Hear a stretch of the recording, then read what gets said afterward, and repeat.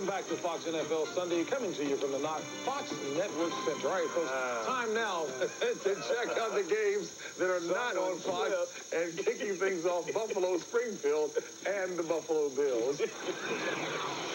Check it out!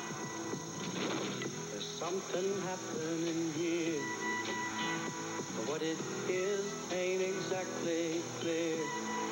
That describes the AFC playoff picture in a nutshell. Not a nutcracker, which is what Buffalo will have to do to Green Bay to keep its slim playoff hopes alive. The Bills need to stop the leader of the pack, who sparkles in December. The Pats grounded the Jets in Week 2, but check this out. They haven't swept them since '96. With 2 more wins, New England can take home a division crown. KC is almost out of the playoff kitchen, while San Diego needs a recharge. The Bolts may have received divine intervention with the chief priest out. Daylight come, mommy won't go home. Win 2 more and you just might get home field as a present. Gannon's Cannon took out Denver in Week 10, and check this out. The Broncos don't travel well within the division. Win and Tennessee's in. Add an Indy loss and the Titans are the Southside champs. Somehow the Jags are still alive, but they're close to flatlining. The Browns and the team that used to be the Browns still think they could find a division title in their stockings. Whoever loses this game is more likely to end up with a lump of coal. A guy who's taken his lumps this season is David Carr. If the Skins can punch his lights out 3 times, he'll own an NFL record no QB wants. Monday night, knockdown Carr. I wouldn't have it any other way. Be careful what you wish for, Jerome. You just might get it. Thanks to some trash talking last year. They're paper champions. That's all they are, and that's all they ever going to be. It's a safe bet. Lee Flowers and Warren Sapp won't be exchanging any Christmas gifts. Check it out!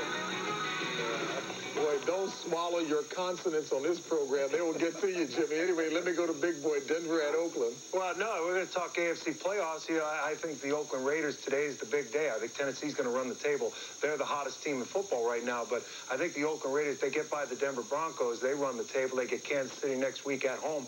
And I think the final 2 spots end up with Indianapolis and San Diego. I think Pittsburgh and New England are 2 teams that are going to round it out their host games in the wild card round. And Dion could possibly, the word is over at CBS, head back to the Oakland Raiders to play in the playoffs at corner. What do you think of that? He wouldn't play. He would line up. I don't think he can play anymore.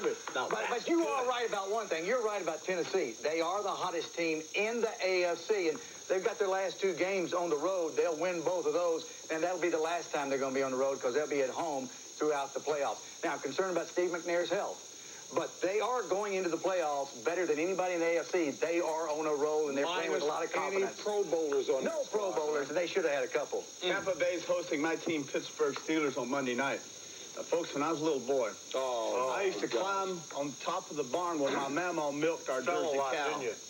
And I took a kitty, and I'd lean over when she was milking that cow, and I'd drop that kitty upside down. Cats always land the right side up. And that little kitty would land on that cow and stick her claws in it, and that cow, Jimmy, would kick, and I always kicked the bucket of milk, knock it over. Of course, as a kid, I thought that was funny. Now, what's the point here? That was kind of unexpected. What is the point? I'm going to get to it. Okay, that was kind of unexpected, and at halftime, I'm going to tell you the rest of that story. Oh, you're leaving me hanging now. See, folks, what he failed to tell you was he fell off the barn, did not land on his feet, landed on his head. And that's why he tells stories like that. Terry's Steelers. Have the best run defense in the NFL. Y'all took too much Which we will segue nicely into the Doctors Defenders of the Week. Defenders of the Week. In Week 15, Bills linebacker London Fletcher had 13 tackles in the sack. Giants linebacker Michael Barrow also had 13 tackles in the sack. Dolphins defensive end Jason Taylor had 3 sacks and 2 forced fumbles. Stay tuned to see who was selected Dockers Defender of the Week. Guys are counting on me. Gotta go. Just one night. Just one night.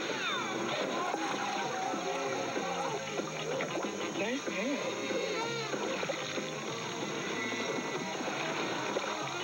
Nice pants. Nice pants. Hi.